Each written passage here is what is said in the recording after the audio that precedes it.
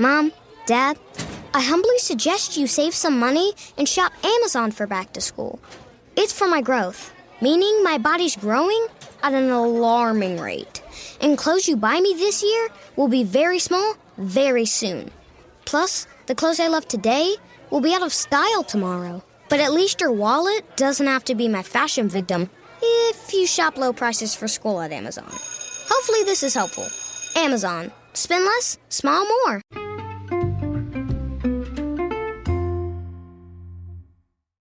Hi everyone, and welcome to the Dr. Psych Mom Show. Before I get into today's topic, which is about what to do if your kids ignore your birthday or Mother's/Father's Day and you feel bad about it, make sure to subscribe because my next upcoming one is going to be on why your wife says she feels overwhelmed and what to do about it. Also, if you're a woman, it's why you think you're overwhelmed.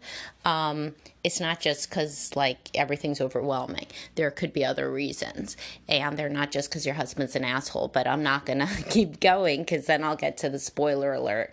But anyway, so subscribe because there's lots of good episodes, and the most recent subscribe one before that was on what kind of marital interactions outside the bedroom predict sexless marriages over time.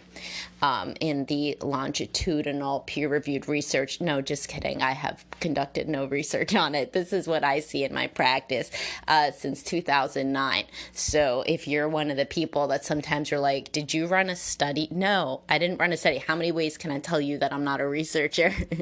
I could have been a researcher, but it just wasn't for me. I did not pick that path. And then when that big study came out, saying that Milgram and everybody else was wrong that we learned about in Psych 101 and that nobody was replicable, I was like, man, this is exactly what I was saying. There's a whole bunch of underpaid grad students running this research and I don't believe any of it is replicable. But whatever, be that as it may. So let's move on. So what do you do? And this is something that came up in my Facebook group. So you should subscribe to my Facebook group, which is a separate subscription. And I know that would run you up to a total of $10 per month, but it could be worth it if you like me that much. It does not get you the podcast, but it is a separate Facebook group. So anyway, in the Facebook group, people were talking about, what do you do if your kid ignores Father's Day, your birthday, etc., and Mother's Day. And this is the situation, by the way. Well, all right. So there's two situations. One is that, let's say you are married and your partner is a jerk and does not help the kids do anything for Mother's or Father's Day. Well, then you're in a different situation. You're in a situation where your partner is a jerk and you need to talk to your partner. Hey, maybe you should do something with the kids for Mother's or Father's Day. That's separate. Even if that is the case, though, you still have to talk to the kids. So if you're in a situation where you have no co-parent, or you're truly a single parent, you're the only one on this earth with the kids, and or you are divorced and you do not have an amicable relationship with the co-parent, and you're not remarried or repartnered or whatever. Because if you're repartnered, by the way, then help it so that the kids do something for. I'm saying if you're the partner, the new partner of somebody who has kids and is divorced, to help the kids do something for their birthday and for Mother's and Father's Day. That isn't overstepping or anything. You should definitely do that. But anyhow, be that as it may, that's an aside. So what do you do when your own kids do not recognize these days? I don't care how old they are. As long as they could talk and they can handle a crayon, then they can recognize your birthday or Mother's Father's Day. So you start 2 weeks before. Hey, guess what's coming up? The most wonderful time of the year. No, it's not Christmas. It's my birthday. So that's just what I say to my children. And you got to do something. How I do something for you all the time. Now, if you're the 0.0000 nothing percent of people who do not make a big deal out of their kid's birthday, then you could stop listening because you don't give a shit about birthdays and you live on planet Zorkon. But if you are in the entirety of parents who's done all this Chuck E. Cheese bullshit for your kid's birthday since the time that before they even knew what the hell was going on, then let's be real. They should know to do something for you. Now, that doesn't mean they should remember to do something for you because their brains are not developed. They're basically closer to my guinea pig than to a human being until they hit like 25. So you got to help them. But the problem is that people have no self-esteem because they were raised like garbage or like some version of garbage, maybe just to have low self-esteem because the parent was always kind of acting like their needs came in front of the child's needs.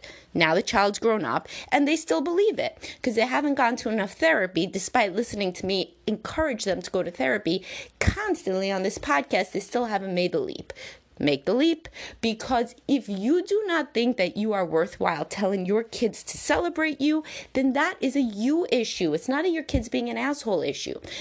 It could be that you've turned your kids into assholes. I'm 100% behind that possibility because as I talk about in my podcast on and my post on Don't Let Your Kids Treat You Like Garbage, you are going to train your kids to treat you like garbage if you got treated like garbage as a kid, because then it's like a reenactment. You assume people treat you like garbage in the home, and so you're all ready for it to happen. So you act in ways that make it happen. Then it reaffirms what you think. It's confirmation bias, etc., etc. So if you got treated kind of like you didn't mean anything in the home growing up, doesn't mean your parent was a bad person. Self-centeredness is not equal to evilness. It means they were overwhelmed. It means they were raised by the same kind of parent. It means they were a substance abuser, depressed, what have you. Fine. I'm not saying they're a terrible person, but they did not train you to have self-worth. And then you now believe you don't have any self-worth. So what do? You act very self-effacing and you minimize your own needs and wants and desires. Because you could say, well, it's not a need to have my birthday celebrated. Then why do you get your feelings hurt when it isn't? I'll tell you, because it's a basic human need for appreciation and recognition. Now, if you cannot I'll tell you how. So, all right, what should we do first? Nobody can answer me. So this is like when Mr. Rogers talks to the children. Oh, did I hear everybody say we should talk about practical strategies to tell your kids how to give you a birthday? Okay, guys. All right, let's do that first. So what you would say is, it's coming up. My birthday's coming up in 2 weeks. Or Father's Day or Mother's Day is coming up in 2 weeks. What are y'all going to do for me? Haha, don't tell me. I like surprises. So what I think I would like is a card and a present. So I like you to make me a present. I don't know how to make you a present. That doesn't matter if you know how or not. I would like some sort of picture that you draw, and or you could take this $20 into the mall and get me something while I stand outside a store. Whatever your case may be. If you're not a creative home, you're not a creative person, let them buy you a cup. I don't give a shit what they buy you. You're going to feel good when they come out and they say, no, it's a surprise, and they keep it in their room in a place literally right on their desk where you could see it anyway in the box for 2 weeks, and then they remember to bring it down. Okay? If you're like, I don't even know what you could possibly say as a retort to this because it's so practical. So there is no possible retort. Either they draw you a little something and make you a poem, or they buy you something from a store. Fine. Now, in 2 weeks, you think they're going to remember to take it down from their room? They're not. So then if they come downstairs and they don't say jack shit to you on your birthday or Father's Day, what you say is, look at the day. Look at the time. I wonder if there's anything special today. By the way, you don't just tell them 2 weeks and now. You also tell them like a week before, 2 days before, etc. Then they're going to run upstairs and come downstairs and say, okay, happy birthday, mom/dad, whoever you are. And, hope you like your present. And you'll be like, wow, thanks. This is great. Now, if you were like, now let's get behind, now I could say, okay, everybody, now what should we discuss? Did I hear you say we should discuss why should you do this entire charade? Because of this. Why does it not count for you to teach your kid to be a nice person and appreciate others? Well, it counts when you teach them manners that then they say please and thank you. It counts when you teach them to read or write or math or drawing or about your religion or about your holidays or about your background. Anything you teach your kids counts except to be nice to you? What the hell? How are they supposed to know that straight out? Apparently, if you're in a home where you have to do this, they're not seeing anybody being nice to you because either you're single or you're with somebody that does not have the wherewithal or the motivation or the kindness to make the children do this for you. So how the hell would they learn that you're somebody worth being treated well? They don't learn it from you treating them well. Their brain doesn't work like that. That mathematical operation of equivalency does not work. They see them getting treated well by you, so they correctly conclude that they are who should be treated well. not you. You are the treater. They are the treated. So you got to train them that you should be treated well, and that becomes generalizable and analogous to their later attachment figure. So if for no other reason than that you don't want your little boy to turn into an asshole husband, then you as the mother want to say, it's Mother's Day. On Mother's Day, we celebrate our mothers. Aren't I a good mother? Yeah, hell yeah, I am. So you are going to do XYZ for me for Mother's Day. You won't have to do this every year. You will, like riding a bike, you will remove the scaffolding later and later and later. First, you're holding the whole bike. Then you're just holding a little bit of the bike. There's training wheels. There's not training wheels, whatever. So the next year, they may remember it, or they at least will know how to go into the store, etc., etc. You do this because you're training them to respect and appreciate and love an attachment figure who is kind to them. I see so many men in couples counseling that don't know how to do shit for Mother's Day. That's why I did a whole podcast episode about it. Invariably, they say, well, I was raised in a house where this sort of thing wasn't a big deal. And sometimes I'm like, you think your mother liked it not being a big deal? They're like, well, I never thought about it. We just didn't really celebrate things. Oh, my mother never seemed really happy, ever. But, we just didn't do it. Just wasn't something we did. Well, man, if that guy's mom would have said, hey, Bobby, why don't you draw me some shit for Mother's Day and make me breakfast and act like you love me? Then Bobby, when he becomes Bob, would not have to be spending money in my office to appease his wife who feels emotionally lonely and abandoned and on top of it extremely insulted and offended that Mother's Day was a catastrophe.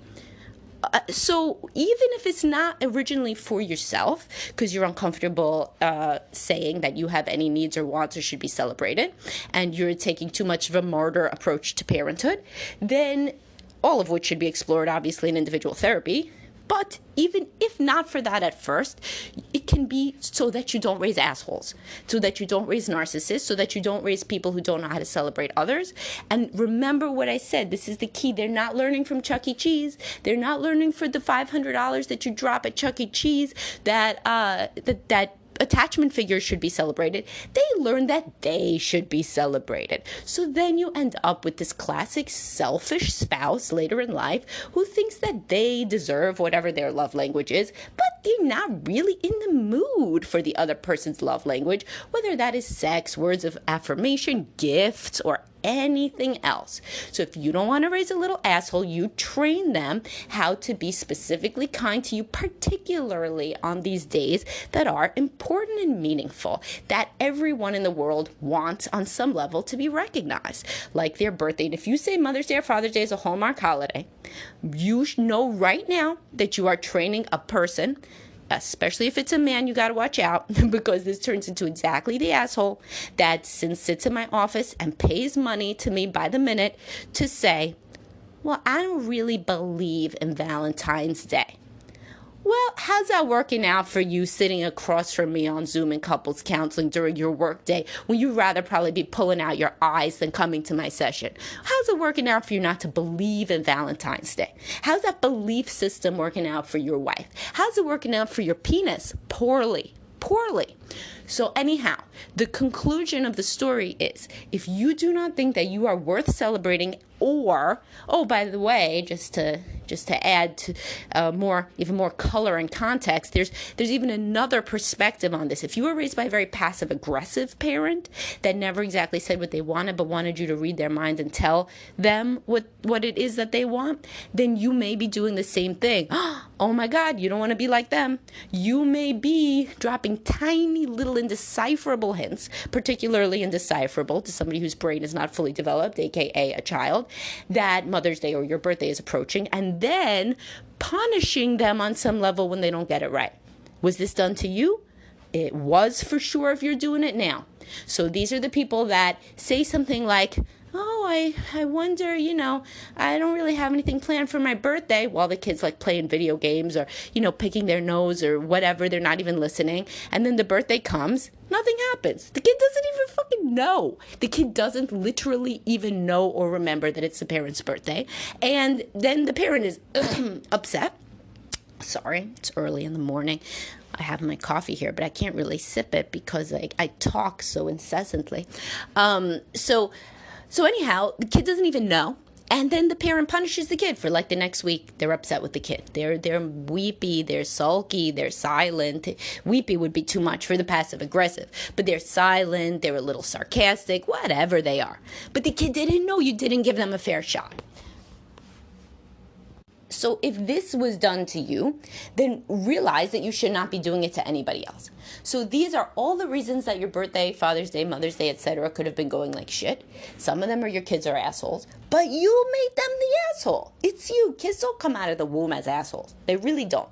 This is not some sort of sci-fi movie, The Exorcist, something. The kid comes out of the womb as a self-centered asshole.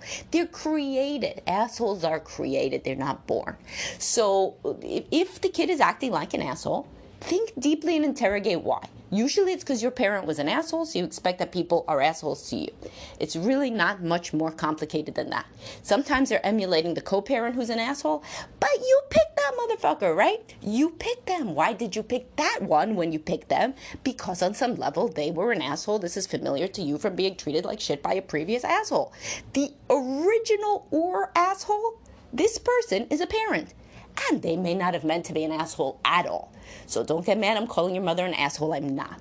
What I'm saying is that if your mother had a lot of shit on her plate and her own issues, and I'm sure her childhood was worse than yours because that's the way that formula always works, then maybe, just maybe, she or your father or both could have trained you that you're really not that important, and you swallowed this Kool-Aid wholesale and are now unintentionally training your kids to treat you similarly.